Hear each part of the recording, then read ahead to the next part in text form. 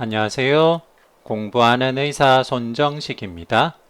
5월 10일 구글이 대화형 생성 인공지능 바드를 미국과 한국을 비롯해 전 세계 180국에서 전면 오픈했습니다. 그러면 오늘은 기존의 챗 GPT와 구글의 바드를 비교하기 위해 환자 증례를 가지고 AI로 환자 진료하기를 비교해 보도록 하겠습니다. 먼저 증례입니다.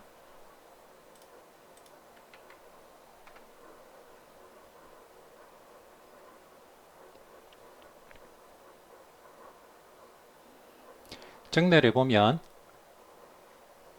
1개월 전부터 발생한 허약감과 신개항진, 경부통증을 호소하는 49세 남자가 5kg의 체중 감소가 있었다고 하고 신체 검사에서 심박동은 역동적이고 빠르고 경부의 앞통에 있는 경미한 갑상선종과 혈압과 체온은 정상이고 호흡수도 별 이상 없었고 혈액 검사에서는 프리T4, T3가 증가했고 TSH는 감소, ESR이 증가하고 안티-TPO 안티바디와 안티-TG 안티바디는 네거티브였습니다. 먼저 바드의 대답을 보겠습니다. 이 환자는 갑상선 기능 항진증을 앓고 있다고 제대로 대답해 주었습니다. 갑상선 기능 항진증의 증상을 소개하고 있고 갑상선 호르몬 수치가 올라가 있다는 것을 잘 지적하고 있습니다. 다만 갑상선 기능 항진증의 원인으로 갑상선 암을 치사한다라고 하고 있는데요. 그리고 갑상선 암은 수술, 방사선, 약물요법으로 치료할 수 있다라고 소개하고 있습니다. 챗GPT를 보겠습니다.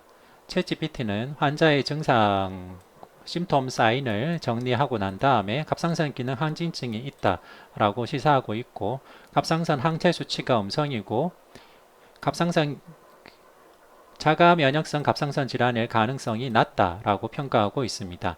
그래서 종합적으로는 갑상선 기능 항진증과 갑상선 종의 가능성이 있다라고 하고 있습니다. 그러면 추가적인 질문을 더 해보도록 하겠습니다. 추가로 할 질문은 바로 이 환자는 ESR이 증가하고 경부의 앞통에 있는 갑상선 기능 항진증인데 이럴 경우 원인 질환이 무엇인가에 대한 질문입니다.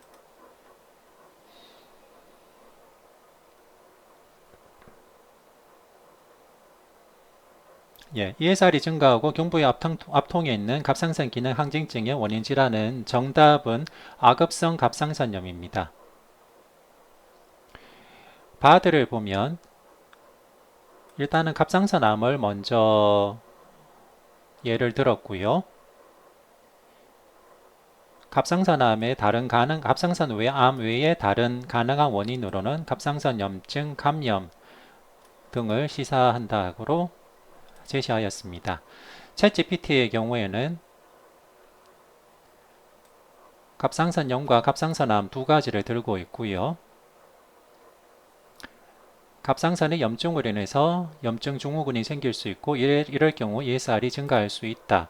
이럴 경우 갑상선 부위에 압통을 유발할 수 있다라고 제대로 설명하고 있습니다. 하지만 바드나 챗GPT 둘 다 정확한 진단명인 악업성 갑상선염, 서브아큐트 그래놀로마토스 다이로이다이티스에 대해서 정확하게 대답을 하지는 못하고 있습니다. 그렇다면 치료에 대해서 물어보도록 하겠습니다.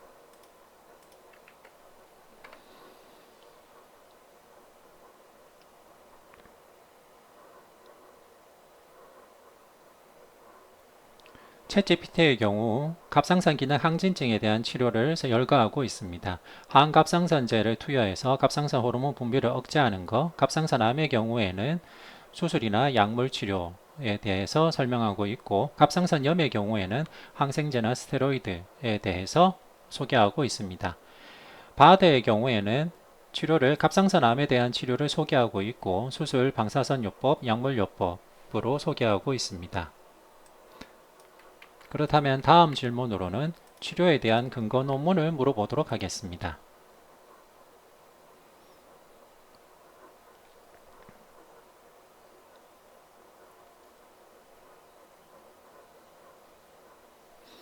네, 그러면 The American Journal of Medicine에 Management of Hyperthyroidism이라는 논문이 실려 있는지 확인해 보도록 하겠습니다. 아메리칸 저널 오브 메디슨의 경우에는 리뷰 아티클들이 많이 실리기 때문에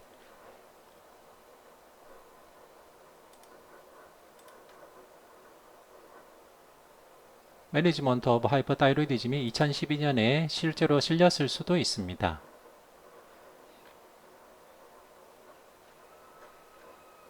네.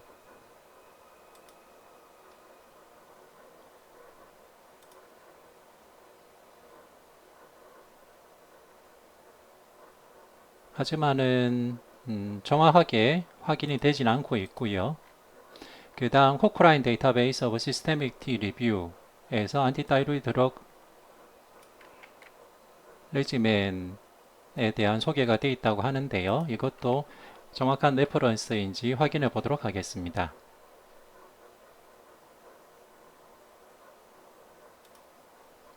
예, 코크라인 데이터베이스를 보면 안티타이로이드 드럭 레지멘 포 트리팅 그래비스 하이퍼타이로이디즘 이 레퍼런스로 존재하고 있고요. 2018년도에 있는지 확인해 보도록 하겠습니다. 네, 2018년도는 아니고 2010년도에 실린 것으로 되어 있습니다.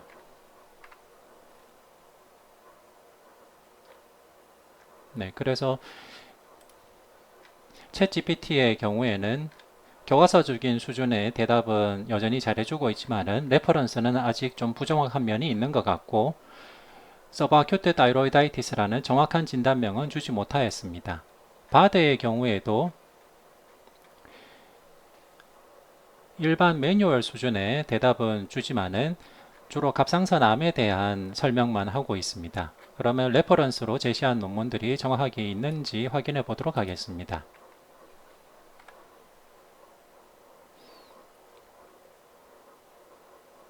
예, 다이로이드 질환에 대한 레퍼런스가 아닙니다. 두 번째 것을 확인해 보도록 하겠습니다. 네, 이것도 다이로이드 질환에 대한 레퍼런스가 아닙니다. 세 번째 것을 확인해 보도록 하겠습니다.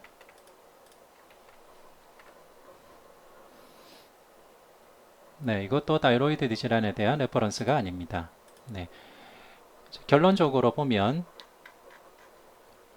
먼저 오픈이 된 챗GPT의 경우에는 조금 더 세련된 설명과 갑상선 기능 항진증에 대한 좀 더 임상적으로 타당한 유출을 제공하였지만은 여전히 레퍼런스의 면에 대해서는 한계가 있고 부정확합니다.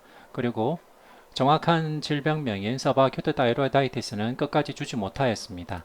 바드의 경우에서는 매뉴얼 수준의 개론적인 대답은 주었지만은 전반적인 클리니컬 임프레션을 갑상선 암으로 몰고 있고 레퍼런스는 전혀 근거가 없는 것을 확인할 수 있었습니다. 네, 이상 경청해 주셔서 감사합니다.